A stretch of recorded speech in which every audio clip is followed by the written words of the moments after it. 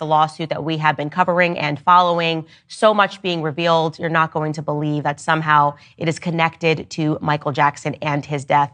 And I got to be honest, I'm kind of terrified. I think this is going to be the last day that I cover it. I thought that we were in full conspiracy theory territory when people were saying that Michael Jackson was killed. I actually know a lot of people that are in the industry who believe that Michael Jackson was killed. And I just thought, it just sounds too whacked out to believe that somebody intentionally killed Michael Jackson. Now, I want to remind you, before we get back into Michael Jackson, what we learned in the Diddy document. If you read through them, again, these are all allegations, but you will come out of it understanding that there is allegedly some sort of a blackmail ring that is operating throughout Hollywood, and that artists that are producing music are actually being controlled via being induced into drugs at parties, and then what takes place is they're being recorded, and sometimes they're being recorded while they are committing sexual acts with minors.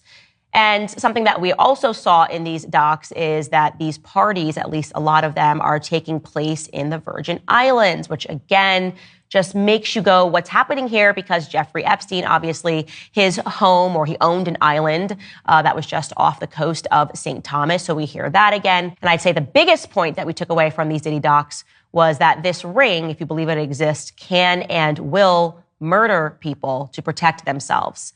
And he intimated this event that happened allegedly at a recording studio where Diddy and his son allegedly shot someone, and it was covered up by the LAPD and then the media. Within those docs, and this is where it gets relevant, there is one man that is named as being the person that can do the cleanup. So in these docs, it says, Mr. Combs instructs his staff to always contact Mr. Muhammad, that is Fahim Muhammad, if they are ever pulled over by the police in Miami or California. Diddy and his son shot someone. And after that shooting, the documents say explicitly that Mr. Muhammad spoke with the LAPD after G was shot at the recording studio. The LAPD was in the recording studio and witnessed the blood in the restroom, and they went with the bogus claim that the shooting of G occurred outside of the studio. This was all thanks to Mr. Muhammad's connections within law enforcement, allegedly. Well, guess what, ladies and gentlemen? The cleanup guy, Mr. Fahim Muhammad, was also on the scene when Michael Jackson died.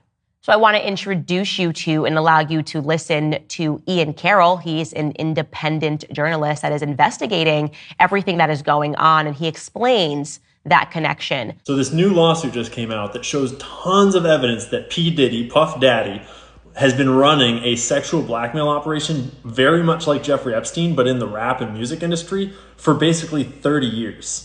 And in that lawsuit, we learned that his head of security while he's running the sexual blackmail ring is this guy named Fahim Muhammad, who before working for Diddy was the head of security for Michael Jackson when he was only 21. And he was one of the first people on the scene when Michael Jackson died. And before we go to Michael Jackson, the most important part of the Diddy case to bring across is the fact that the record executives at the very top knew what P. Diddy was doing. They were attending the parties with underage girls where they were spiking drinks. They were deeply involved in Diddy's personal life, and all evidence points to them supporting his operation.